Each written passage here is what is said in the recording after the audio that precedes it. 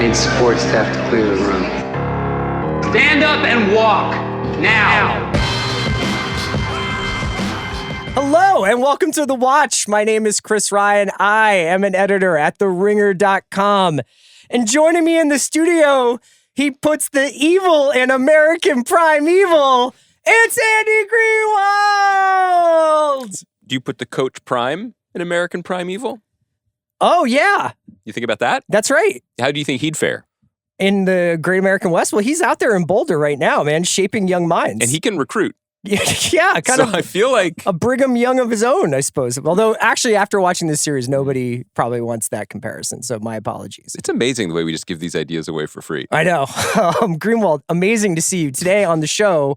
A little bit of Star Wars talk. Oh, I forgot. Yeah, a little bit of Homer talk. A little bit of the Pitt, and a little bit American Primeval. Good. A little bit of housekeeping at the beginning. How about all right. that? Let's do it. You can listen to us wherever you listen to podcasts, but especially on Spotify. You can watch us on YouTube at Ringer-TV on the old tube. And you can follow us on Instagram at thewatchpod_.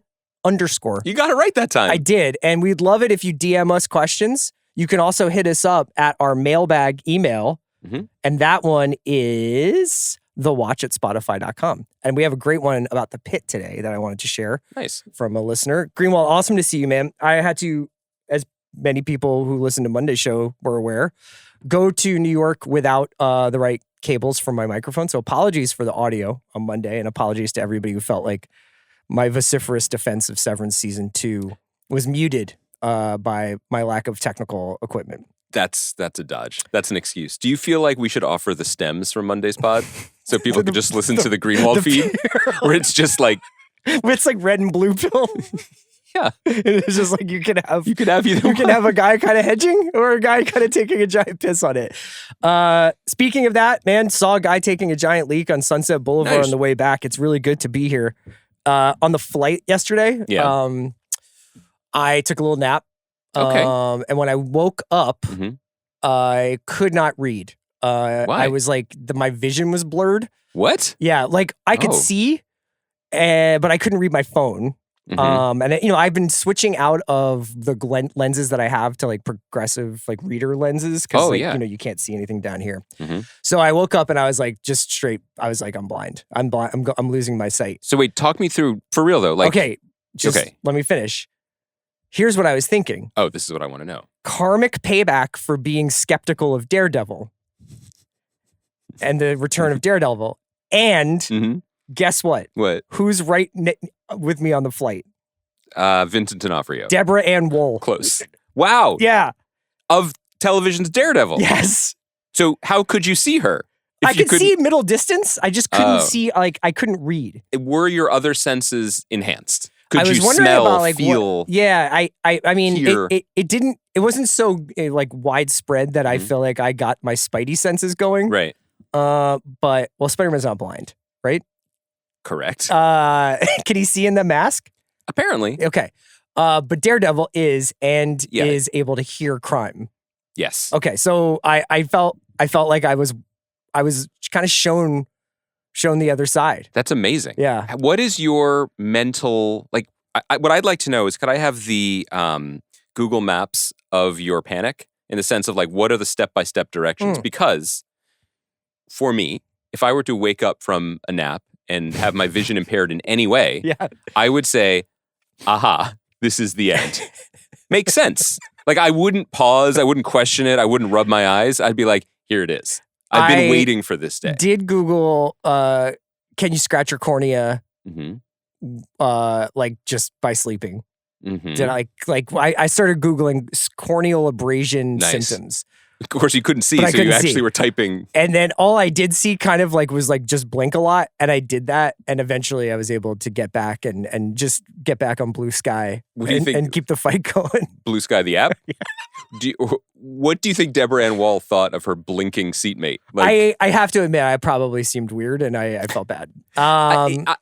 She was not next to me, obviously. It's just weird because... And I'm sorry for blowing up her spot, that she flies on airplanes. Yeah. I think it's okay. She's going to have a busy few months. She's back it's not in like the news. The Taylor private plane, like flying 20 minutes or whatever. Born again. I mean, I think that you know that I have a complicated relationship with health and well-being. Yeah. I'm not hypochondriac. I do not think often about mortality, but I have no brake lights, is what I'm learning. Yeah. Because as I texted you this, that like over the last few days, you returned yesterday and you called me on the phone. You're like, what have I missed? And you said you thought you were having a heart attack for 5 days. Because I was just doing a lot of like weight stuff and pulled a muscle in my chest. And at no point was I like, that happens. I was like, well, this is just an extremely long cardiac event. And based on my recent viewings of 3 episodes of The Pitt, I should put my affairs in order. Or start eating some baby aspirin. Well, chewing them, right? Just constantly chewing them. That's a good look. I think we should get back to chewing aspirin. I think we should get back to walking off injuries. Yes. I blinked this out.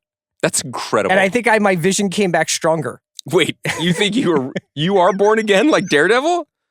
Aspirin gets a bad rap. Let's bring back aspirin. You want to talk a little bit about the Oscars as a guy who's seen no films? Yeah, I'm ready for this. Okay. Do you set it up?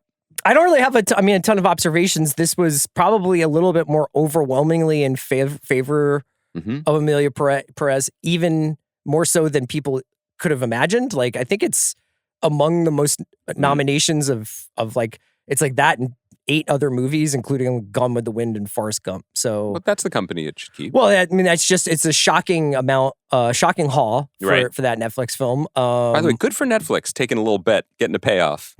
Love it. And Brutalist did quite well as well, despite the AI controversy last week. I don't know if you saw that.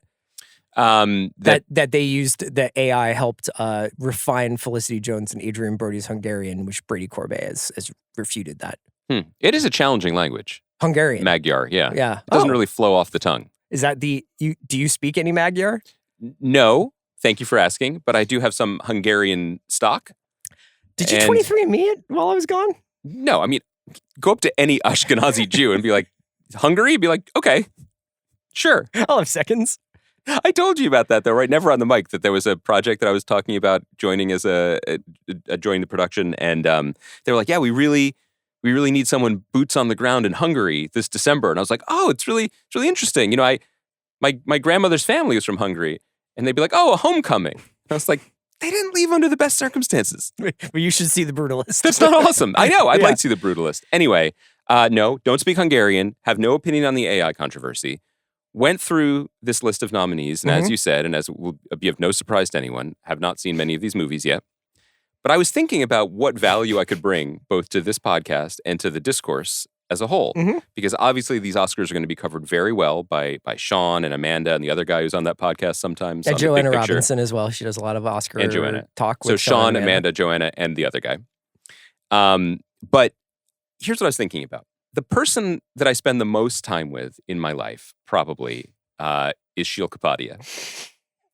And on the Philly Special podcast or the NFL show. And one of the things that Sheil does, and we've never met, big fan, but one of the things that Sheil says often is that when it comes to his hometown Eagles, whom he's covered for quite a long time now, he was the beat reporter at the Inquirer well before joining the Athletic and the Ringer. ESPN as well. And ESPN. It's a sterling resume. It is. Yeah. Is that he's not an Eagles fan, despite Bill constantly calling him one. He is team content. Yes. He wants the wildest things to happen to make the team interesting. And boy, have they delivered. For this Oscars, I am 100% team content. Okay. In fact, I'm going to zag away from seeing any of these movies and just say, I want Wicked to win as many awards as possible. I want Sebastian Stan to be the front runner. For Trump? For playing Trump. Okay. I want Demi Moore. I want the substance. I want all of it. Well, Demi Moore winning is not like for team content. That'd be a nice story. Yeah, but it would just be a layup. I mean, she's the favorite. She's now officially the favorite. Yeah, she won the Globe. I think everybody's just like it's her time. Team to me. I just think like let's be realistic here. Here are the Best Picture nominees. Okay. Yep. We go through them: Anora, Brutalist, Complete Unknown, Conclave, Dune Part 2, Amelia Perez, I'm Still Here, Nickel Boys, The Substance, and Wicked. Yes, I've seen all of those except for Wicked and the second half of Amelia Perez. You saw I'm Still Here? No, I have. Sorry, I thought for a second I just blanked out and thought that was the other Bob Dylan movie that they nominated 2 of them. Would you be happier if they nominated 2 of them? Sure. I genuinely feel like maybe when I see Anora, when I see The Brutalist, when I see The Nickel Boys, I may have a dog in the fight. I may be like, these are movies that are worth caping up for. But right now, Wicked should win because it was popular, like the song. That's my feeling. That is my absolutely not strong take. Would you then go forward? Yeah. Like, let's say there's a year sometime in the next 8 years, right, where you actually see a bunch of movies. Okay, there have been those years in the past. There have been those years, and I could see you bull rushing Honora, Brutalist, a bunch of movies. Well, I can't see you go to Brutalist, but I want to see the Brutalist. I want to see it in the theater. Like, you're gonna go and you're gonna do the intermission, and you're gonna do Hell everything? yeah. Okay. I love a long movie in the theater when I have no excuses. Okay. I'm just saying, like, zero. Take morality out of it. Take aestheticism out of it. Why not? Let's just provoke Shawn completely. You can provoke Shawn. Yes. I was really nice to Shawn earlier in the week, and it was mostly rebuffed because I was saying I felt like his Jets hired a good coach. Sometimes I think people question your sincerity. How dare you? I am extremely sincere. I'm a man who has survived a heart attack, a 5-day-long cardiac event, and now I'm sitting here in the studio with you. As a survivor? Thank you. Thank you. As a survivor of a self-diagnosed 5-day aortic wall rupture. Not just rupture, just like kind of like came and went a couple times. I'd be like, oh, I think I'm dying. Should have a good dinner and run around with my kids for an hour. Oh, it's coming back again. You're in great shape. It was a cool day. Other than like Sean Baker and Mikey Madison and the creative community that believed and nurtured Honora, who benefits if it wins Best Picture? You know what I mean? Like the larger viewing public, I feel like has weighed in on these movies. So why not you just, it's like a tank. But why Wicked? Why not Dune? I don't know. It's like, because there's going to be a third one. Like, is Dune also? There's going to be a second Wicked. Who cares? Great point. Okay, great. I've decided to cape up for Wicked, partly because it'll piss people off. Okay.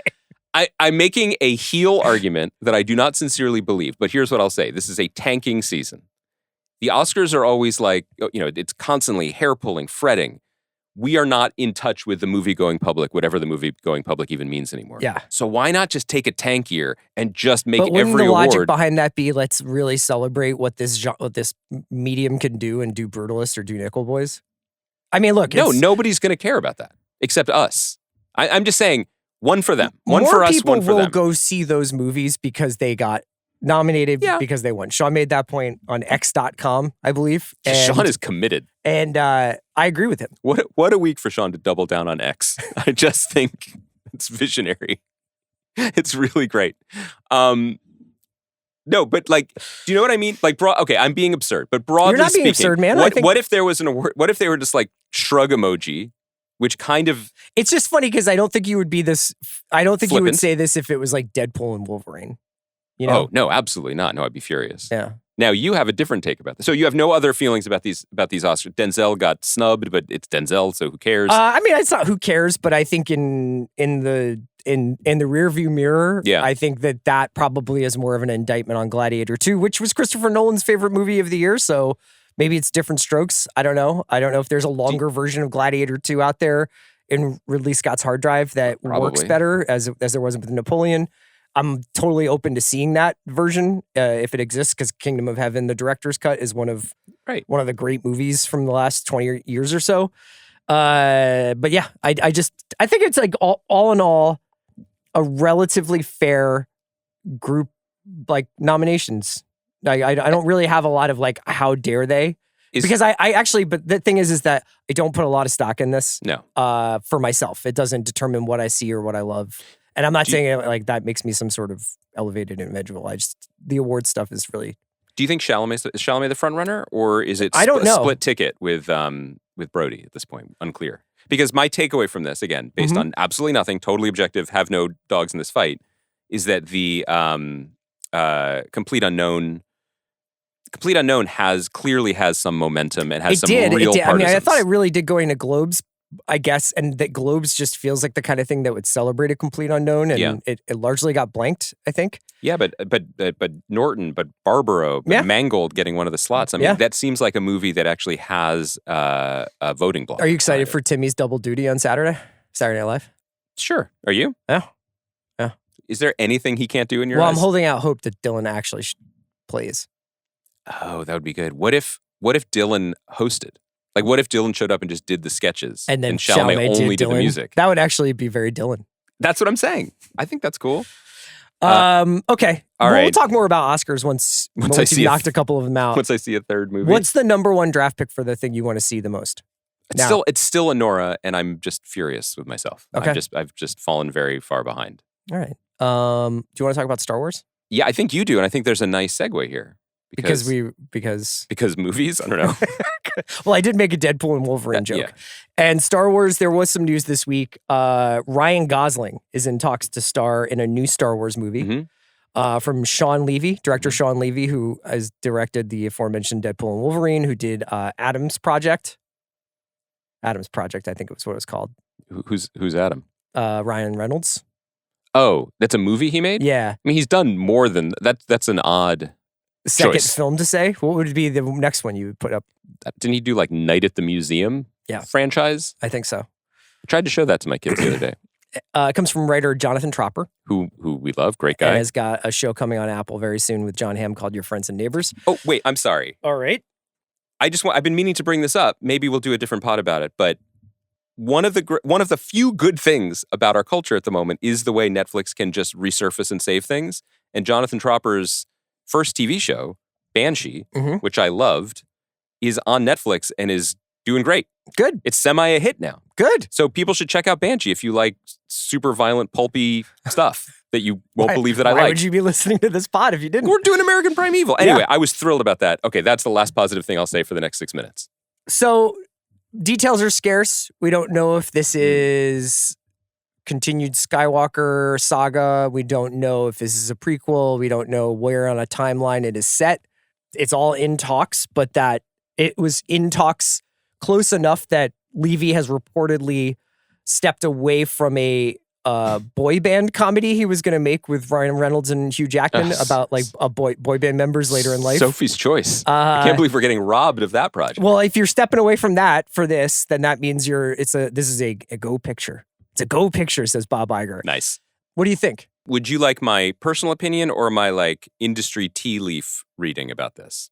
I want your industry tea leaf reading. I think that's safer. I think your read on it is correct. If it has made it to the point, what's my read? Well, that if it's being announced in the trades or being leaked to the trades, you can always assume things are quite a few steps further. Yeah, right. So when they say so and so has been cast in a movie that's already shooting, that's often the case. But if it's like shocker in talks to, that means it advanced to the point that the deal is likely made. Yeah. And they're waiting on whatever else they need to wait on.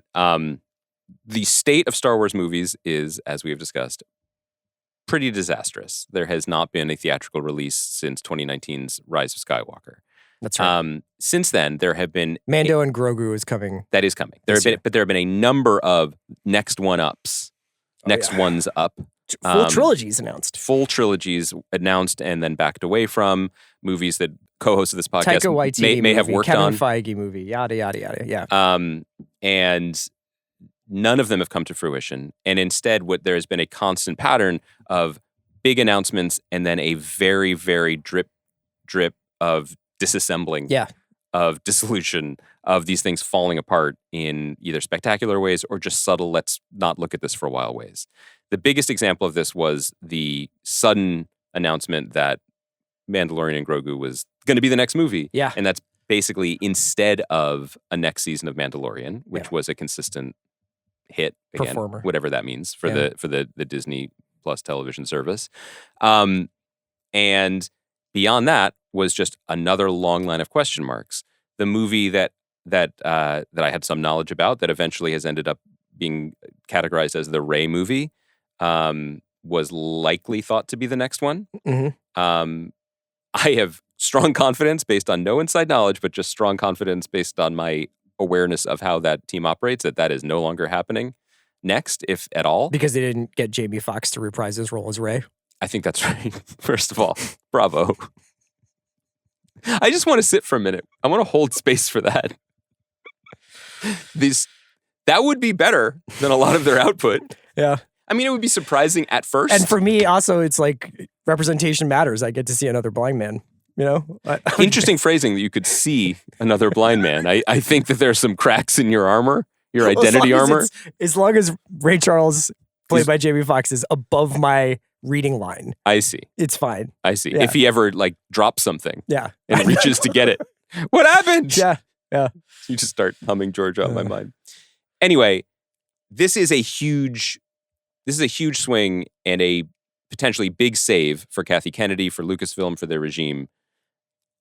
Creatively, I don't know what to tell you, but like this does appear to be a massive, we have to get something moving, we have to get it on track, and we have to make some noise. When you just basically grab the director of the live action genre movie that saved Disney's bottom line last year, and you pair him with one of the few interesting, appealing box office. I mean, he's not a box office draw necessarily, as the Fall Guy showed us, but he's a movie star, though. He is a movie star. Yeah. And you put him in some robes and hand him a lightsaber. Like, it's a big play.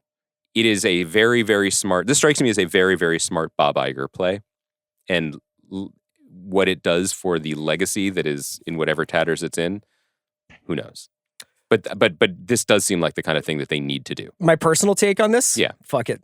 Let's go. I love this take from you. I am not a fan of Shawn Levy's cinema. He went right to the Atom Project when Real Steel and Free Guy were right there. But okay. I think that this, if you just base it off of Levy's work, will be really glib mixed with incredibly saccharine. Yeah.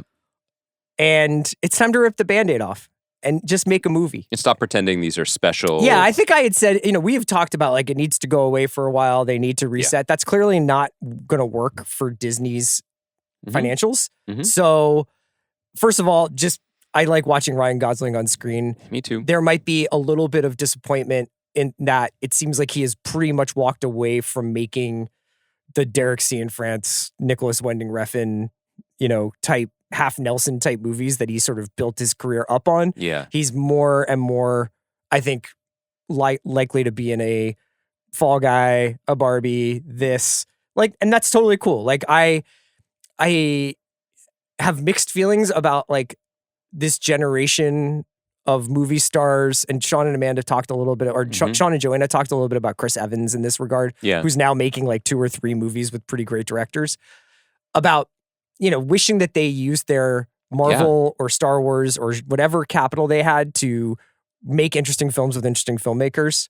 I think Sebastian Stan, who Sean has talked about, is a really interesting example of somebody who's like, guess what? I'm fucking like a big time actor now. Like he did 10 years with one arm, and now he's like, I'm gonna go for it. I'm gonna make Christian Mingu movies and stuff. Like it's really impressive what he's doing. So there's a little bit of disappointment that Gosling is like, which camera's mine? Which one you want me to smile at? Like, but that all that being said, he is what this whole thing is missing. Yes, the anti-star strategy was not this working. is so much more exciting to me than more Filoni. 100%. I think the problem for me is the Shawn Levy of it. But like, again, nothing is working. Yeah. People like what he does. We don't. Broadly speaking, people do. And if there's one thing we've learned in the last year is to trust the wisdom of crowds. And here's another thing. Yeah. We got Andor. It's true. We have one for us. So they spent a ton of money on a Tony Gilroy series that is everything I ever wanted from this story. Yeah. And so like I feel like it's okay to let it go, This is very mature from you. Yeah. I'm less worried about what it means for I lost my vision, but my heart grew. That's the sense that expanded. It's beautiful.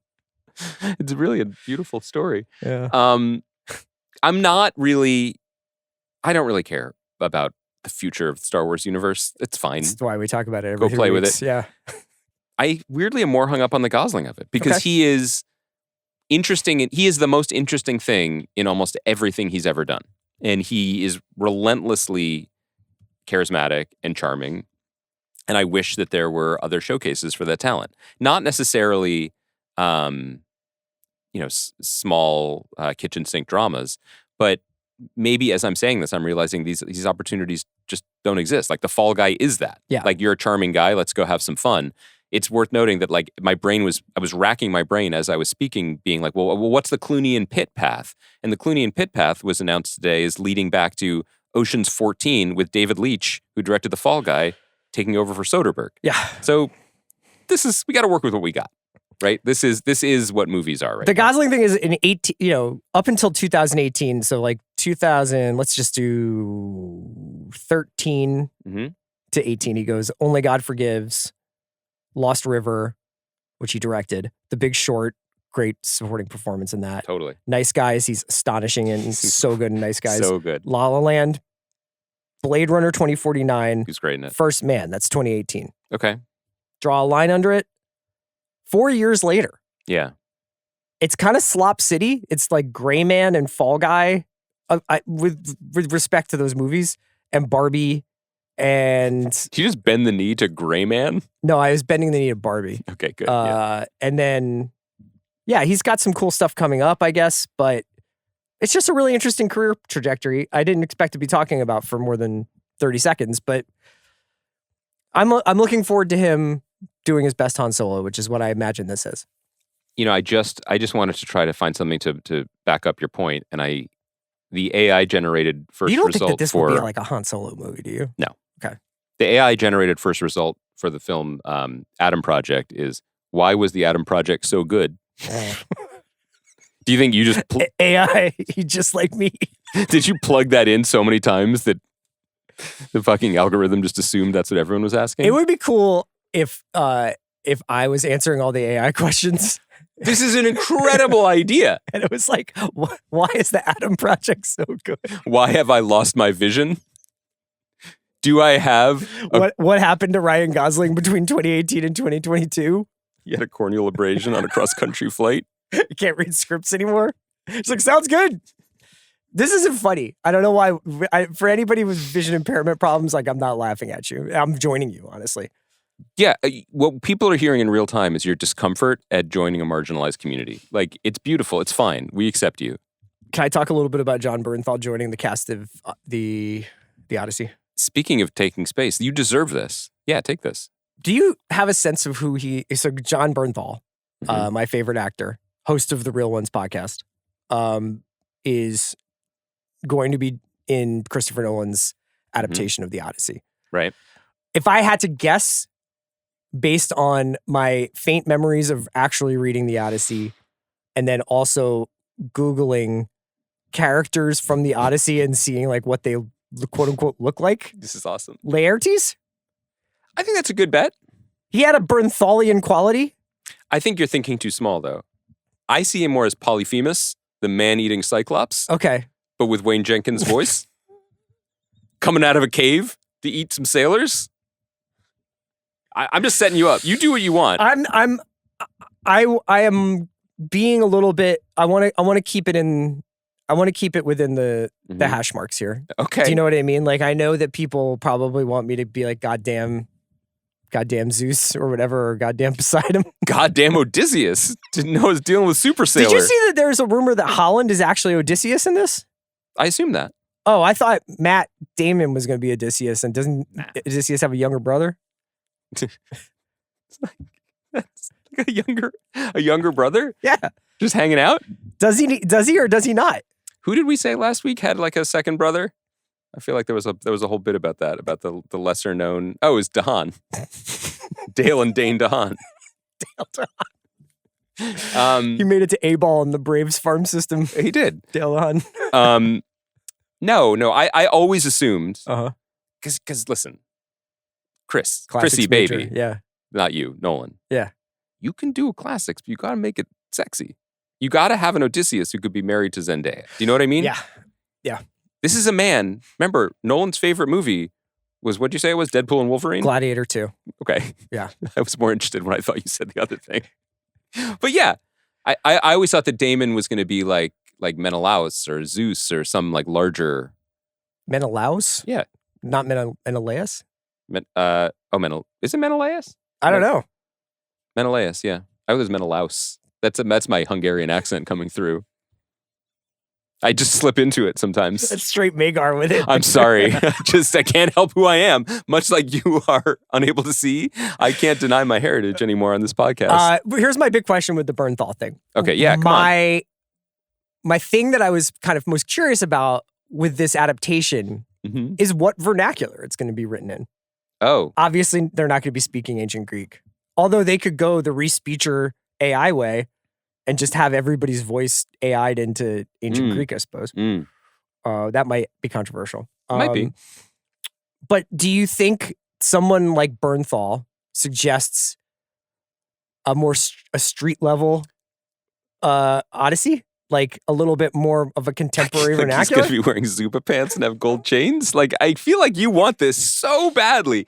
I think that the trick to this and the reason why people are going to be... Hey, Odysseus, you insulted him a little bit. This is you what I'm insulted saying. him a little bit. Just a little bit. You still lost? Yeah.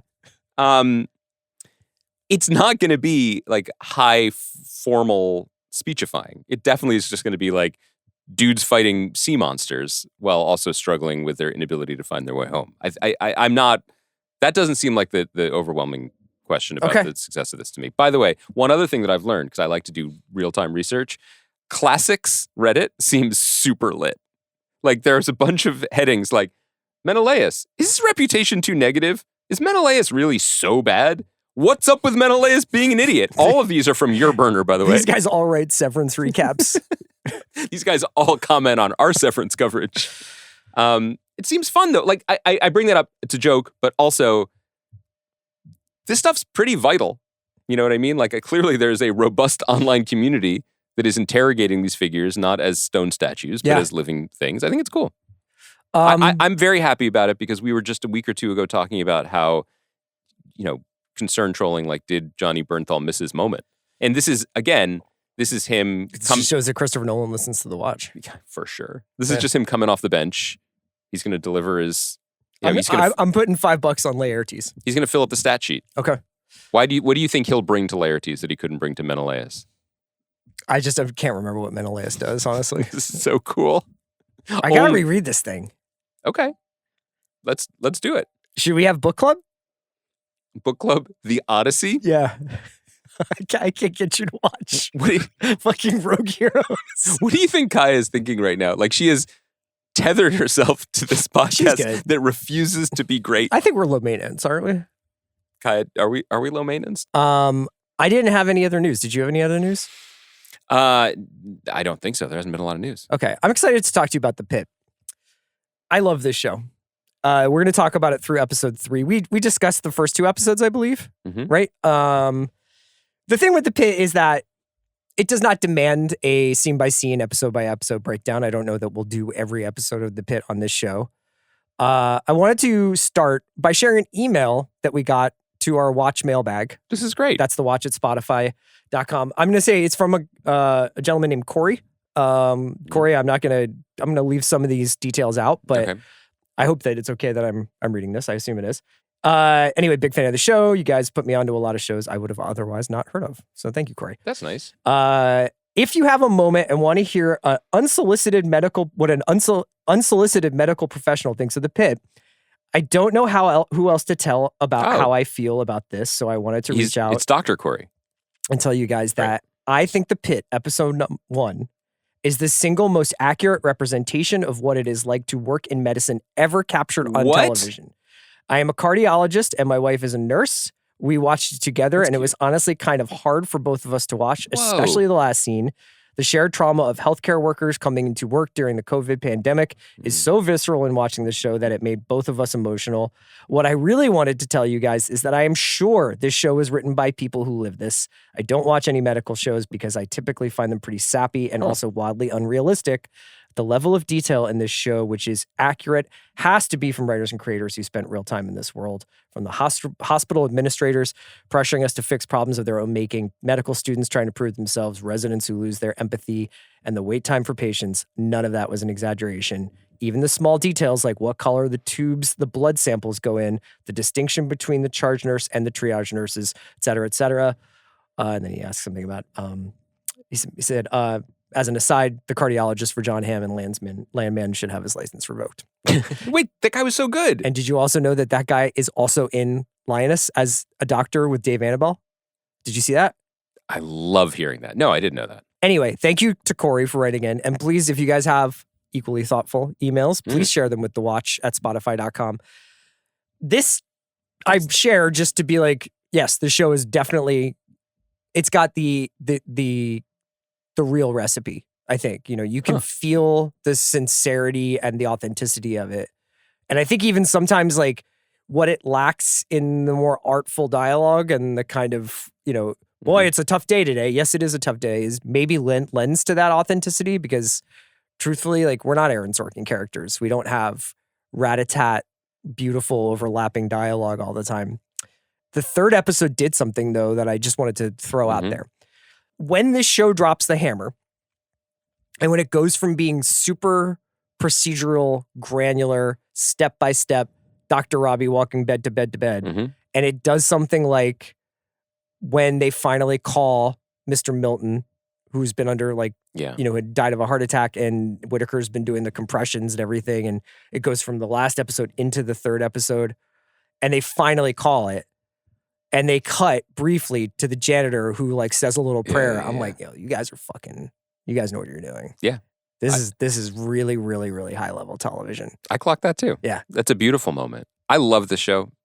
I thought the third episode was interesting because at the beginning it did have more, at least I perceived more of the kind of stumbly, clumsy, like exposition, lack of dialogue poetry that you're referring to.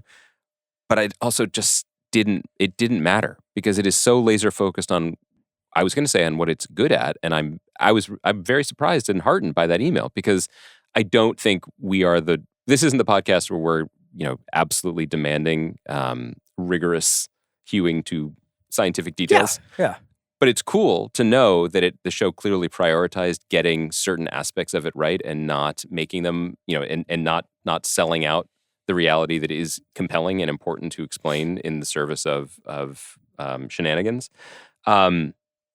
I find, though, the reason that I like the show and cannot wait for a next episode, and honestly, I'm like, this is a really interesting test case in Max's strategy, because it is 100% trying to capture that 90s week-to-week ER feel, but it would absolutely crush and do numbers as a binge. Oh, yeah. I dare say I don't know how many of these I could watch in a row just because of the sheer intensity, depression. Yeah. But you're right. And I know that Netflix has its own version of ER called Pulse coming at some point, and I'm curious to see the similarities. Yeah, that's the Miami Trauma Center one. Yeah. But beyond all that, Who's in that? Is Justine Machado in that? I think that's right. Yeah. Noah Wiley's performance in this is... He's so fucking good, man. He's so good that I don't think it's going to get enough attention. It is effortlessly good. He is carrying this like an old-fashioned movie star. He is so present in every fiber of this character's emotional life and reactions. And that scene, there's like there's a running bit where he can't even go to the bathroom to take a leak because he's needed. Keeps getting interrupted. Too much. And the way that, I don't know, the thing that I find so compelling about both the performance and the character, and I think this speaks to the priorities of the show, is that the shit keeps getting shoveled onto him and he keeps walking forward. Yeah. That potentially poorly articulated metaphor, like you could say that about a lot of characters in prestige TV. I mean, Walter White kept getting himself into pickles too. But there's something about the quotidian, day-to-day, this is his job, and then hour-by-hour nature of the show that makes it feel so visceral and so weirdly appealing. I mean, I think that's something that might even come up in our conversation about American Primeval too, because the Pitt does go towards some rough things, whether it's heartbreak, loss, or viscerally showing us some kind of gnarly stuff. Yeah. Like, the POV, you are the tube going down someone's throat cam, which was great. Didn't really need that.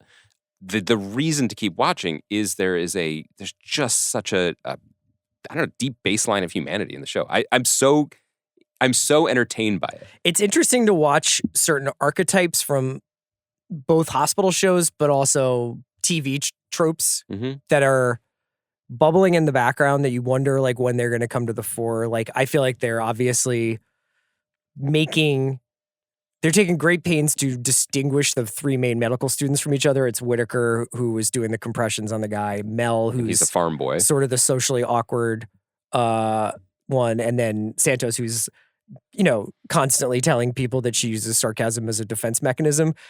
I'm curious to see how these people change over the course of the day, because in reality, it's just one day. You wouldn't necessarily have like a full character arc over the course of 15 hours. That would Mhm. maybe be months or maybe be weeks.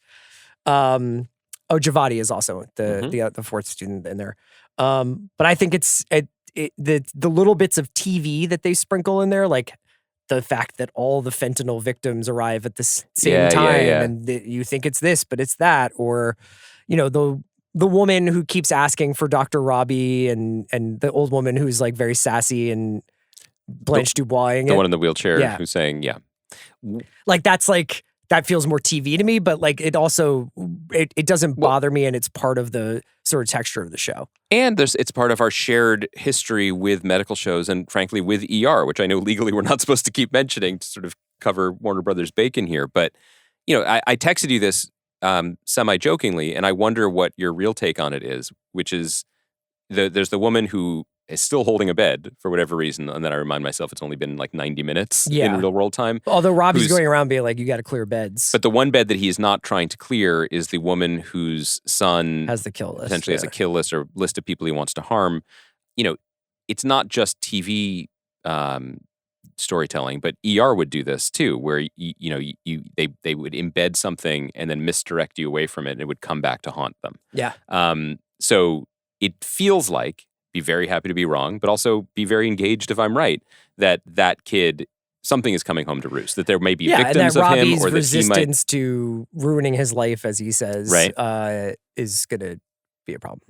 I mean, do you have any critical feelings about that? Do you feel like this is being well seeded? Is it being too telegraphed? Is it something like, do you predict by episode 8 or episode 12 that the ER would be filled with victims from this kid? Or like, I guess it's, in a weird way, I'm asking you something very specific that's really asking you something about generally how you feel about like this how season of TV. Would it feel like it was almost too, I don't want to say cute, but like too clever? I'm like, oh, okay, yes, right.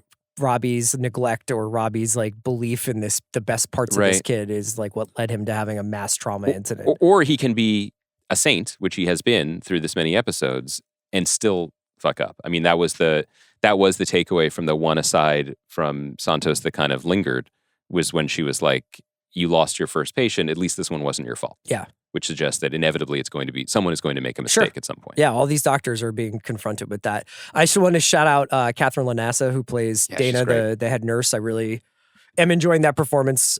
She was her scene smoking the cigarette outside when the paramedic gets her arm hit by a speeding away fire truck or ambulance, which I can't. Was that stolen? I think it was they left the keys in it and it was stolen. God damn.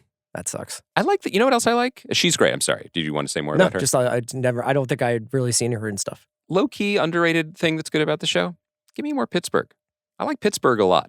Do you have an opinion about Pittsburgh? You want to get outside the hospital? No, I don't think we need to. The show is built for us not to. But the establishing shots in the first episode, even the way, and I have no idea where they shot the exteriors. I'm not here to say that they actually did shoot them in Western Pennsylvania, but there's a little hint of light or something. Like Pittsburgh, underrated city. Good place to set this. Yeah. You ever spend any time there? I have never been to Pittsburgh. You've never been to Pittsburgh? I don't think so. God, walk across the bridge to a Pirates game. Great. Yeah. Great way to spend the day. The Warhol Museum. Well, you have sort of Scranton roots. You get further and further. Yeah, that's pretty far. Scranton's like north. Where is Scranton? NEPA, they call it. Northeastern PA. But I'm not Scranton. I'm more Wilkes-Barre. I have real Pennsylvania blindness outside of Philadelphia. Like most people in Philadelphia. I'm not blaming you. I'm just saying. Let's talk about the American West. Not just Pennsylvania's West. No, let's talk about American Primeval. Can I try to just connect the dot here? I would love that, man. I feel like sometimes I'm trying to track the over story of our podcast too, like week to week, month to month, how we're feeling about things. Yeah. And I'm feeling, as you could hear in my voice the other day when we were talking about Severance, like I am feeling pretty uninspired by what I'm watching in TV. The flip side of that is when it's something like The Pitt, I'm feeling very entertained, which is a hugely important part of the TV watching experience. Yes. It also makes me kind of question my relationship. Well, actually, American Primeval makes me question a lot of things about myself, and I'm sure we'll get into it. But like, American Primeval wants to, I guess, either inspire or depress, and it is moving towards trying to make a grander statement of like, look what we can do on the small screen with direction and ambition and in apparently unlimited budget for horse violence. Yeah. Um, The bone budget on this show alone. just wild. But it's not. For me, it's failing on the things that I think it wants to be doing, but yet somehow I'm still watching both. I'm watching both of these shows, but I'm feeling more feelings from the one that I think has a lower ceiling of ambition, Which is the Pit. Okay. But maybe this is not an easy combination, maybe not worth it, but like, I don't know. I definitely think that there's something to be said for it's perhaps a fool's errand to chase inspiration, especially on television, especially in 2025. I think that's true. I think we will be inspired this year. I think we will get to December and God willing, we will both be like, man, what a great TV year. And this was great. And this was great. And I never even heard of this person. Yeah. And this show was awesome. And Bear was great. And Dope Thief was great. And all this stuff is cool, right? But I do think that what you're noticing, especially with the Pit, is that it's doing old, reliable things in a new and more modern way, right? Like it's giving you everything that you used to get from a really well done medical procedural, ER house, whatever, but now doing it with this kind of, first of all, it does not have to play by any kind of broadcast rules, can show you things, can have people talk in certain ways. For Primeval, I'm deeply fascinated by why you stuck with this. Yeah, it doesn't make any sense. Yeah. And in fact, it might not even be good. Like that good? I think it's good. I think it's good. I think it's a bit one note, perhaps. It certainly is that. But I think it is quite well done. And I have to say, man, just on almost the flip side, this is like something that only Netflix, I think, and only could be done like today, where you have Peter Berg directing. And Peter Berg, for whatever you want to say about his filmmaking, puts his performers in extreme circumstances and like puts himself in them as well. Yeah. And the snowstorms and the gunfights and the mud and the cold and the extremity feels of it incredibly real. Mm-hmm. And I, obviously, like the same way with the Pit, like I don't know if I want to just jam out Primeval after Primeval. It's very dark. Yeah. Like it starts on a dark note, ends on a dark note. Every episode feels like that. I was kind of kicking around this theory that this is like a massive, like each one of these plot lines is essentially a John Ford movie inverted a little bit, or at least references a John Ford movie, because clearly there's references to the Searchers with the Abish plot line, but then there's like She Wore a Yellow Ribbon, My Darling Clementine, cavalry stuff with Edmund, and who's doing his journal and is like kind of confronted with like evil all around, including himself. So I find it very interesting to watch, but I'm so surprised because I think often you'd be like, this is just too bleak for something I don't. Like everything, first of all, I agree with everything you're saying, especially about the filmmaking and the caliber of performance. Like this is an exceptional cast. And, even just, it's a supporting performance, but Joe Tippett, who we liked so much in Mayor of Easttown, he's one of those guys. He has a particularly soulful, yet potentially sideways, nefarious whole thing. Having him be the guy standing there, having the camera just shine, Abish's light of truth on him. And I'm talking, I've watched through episode 4 out of 6, is remarkable. The direction is absolutely sick. Like it is completely of a place. And, it's interesting always to see the way certain actors become directors. And Peter Berg's obviously been a director, and a very good one and an established one, for as long as was ever in our consciousness as an actor. So I'm not pretending this is some new thing. But his camera is one of the most exciting and dramatic actors in the show. Yeah. And is part of every frame. And I'm not saying that in the sense that he's elbowing the good actors out of the frame. I'm just saying it is dynamic and an incredible lead or co-lead performance. That's definitely one of the reasons I'm watching it. Another one of the reasons I'm watching it is that kinetic camera married with a slice of history that I know almost nothing about, overlain on a canvas of just Western shit that I increasingly really, really like. Yeah. Awesome. Westerns are such a durable genre for people to plug their own interests and idiosyncrasies and peccadillos into. I think that, broadly speaking, I do obviously prefer like the Larry McMurtry version, or even something that I continue to think was just so underappreciated, which was The English, the Amazon show a few years ago, which were deeply human stories painted with a particular set of brushes. This show is so almost self-righteous in its insistence on utter violence, depravity, and darkness. And you are right to flag it. And I'm kind of trying to wrestle with this. Like, why am I responding to this when generally the number one thing I'm allergic to is shows whose bottom line is, yeah, but you don't know how dark humans can really get. Yeah, like, I don't actually know how self-righteous it is. It's not self-righteous. That adds a pejorative nature to what I'm saying. I don't want to say self-righteous. Insistent. It's pretty matter of fact to me. Yeah. Okay. So insistent. It's insistent that everything is going to be worse. Perhaps at least through 4 episodes, most evidenced by the little girl with the doll who's like, please help me find my mom, and then draws the group into a nightmare of sexual violence and violence.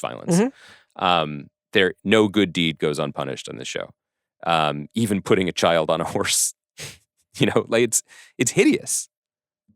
And yet, do you think, can you play my psychologist here for a moment? Something you will have to do again during the NFC Championship game in just a few days. Maybe on text message. God damn it. What if I cooked? Would that help? Why am I drawn to it, do you think? Because it's not just because it's like... It's not boring. No, it's definitely not boring. The production value is incredible. Mm-hmm. I think across the board, there are very good performances. Yeah. And I think there's enough going on that it balances itself out where it doesn't feel like anything is like taking your medicine. Yeah, I think that's right. I think you could make an argument that this could have been a 12 episode show and it could have been more Mormons and more Red Feather and more here and there. But instead, it actually is very fleet of foot. And I don't know if it would have been I don't know if the vibe would have been sustainable if it had been much longer than what it is.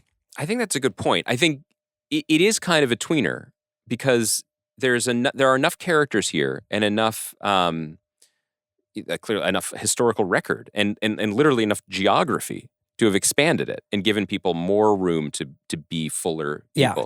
There's also a 2-hour movie version of this. They would have had to have chosen a protagonist, because one of the things that I find kind of curious about it through 4 episodes is it's a sort of a piecemeal approach to, it's like super basic, but like who the audience is meant to identify with or care about. Yeah. Coming out of the first 2 episodes, I thought Two Moons was maybe going to be more of a focal point. Yeah. She is almost entirely absent. I mean, it's snowing a lot, so it's hard to see. She's in episode 4. Maybe we'll get something more from I'm sure there's more for everyone. Yeah. But it is kind of a tweener in the sense that like people are there are moments when they suggest greater depth and then more violence happens and we just keep the ball rolling. So it's kind of in between. I'm curious where it nets out. But again, I remain curious. And I just really like Lucas Neff, who's playing the guy that's journaling. Doing great work. He's doing great work in like archetypal work too, right? Like just sort of a sad-eyed kind of like there's a little McConaughey, there's a little Owen Wilson texture. It's just very well done. I asked you this over text. I think we should hash it out on the mic. Like, I think within every podcast there's an Abish and a Sarah. I think we all know the answer to this. I think that I think that, I probably would say I'm more Abish. Yeah. I try to, Sarah, but Sarah, I mean, both these people go through quite a bit of I think Abish at times beggars belief because she's real. I mean, maybe she's like, adaptable. She's real malleable. Yeah. To situation. But you are too. You plug into any podcast. That's what I was thinking, yeah. I see that. Yeah. Like you're a survivor too. Yeah. You know what I mean? Like I would just say, like, if this podcast was ever traded, like I don't think I would make it out of the Paiute camp. But I think that you could probably become Shoshone. Well, if necessary. it would be really funny if you were just like, I'm good. I'm just going to stay here at Fort Bridger. 100%. Fort Bridger seems fine. Well, Fort Bridger is just basically like a pile of wood next to a river. Mm-hmm. The idea that it's he has pigs. Yeah, I know. He has pigs. And Wild Bill really wanted those pigs. Do you think it reminded me like when you see injury? So I don't know why we're talking like everyone's watched the show, but I think a lot of people have watched the show. But Shea Whigham's Bridger, who is by far the closest thing the show has to like recognizable Western hero kind of guy, and a historical figure, and also a good time kind of. Brigham Young's a historical figure too. Are we sure? Yeah. Yes, he is. He out of nowhere delivers a really vicious injury to one of Governor Young's. He cuts a guy's foot off with his or shovel. like I don't think it's not a full cuts sever. It in half. Yeah. I was like, so how does that show up on the injury report after Wednesday's walkthrough? Do you know what I mean? I was watching that, and maybe I'm watching too much sports, but generally now, like we watched a guy who we like quite a bit. Well, especially back then and in that environment, this is what that's I'm saying. Getting infected. This is my point about the show that I maybe we need. Could Corey from the previous email write in about this? About American Primeval's yes. orthopedic surgeon? Because a few weeks ago, we watched a player who we care a lot about, Nakobe Dean, tear his patellar tendon on the field. And immediately we were like, well, he'll be ready for next season. No, you said that. Okay. We hoped. We were rooting for him, but we have come to believe I that love most Nakobe things Dean, but are he fixable. seemed very distraught. Well, right. No, I didn't. You're saying that I thought he'd be like. You're like, no, he'll be back. By the way, you started this podcast by being like, quote, we should walk off more injuries. So consistency, please.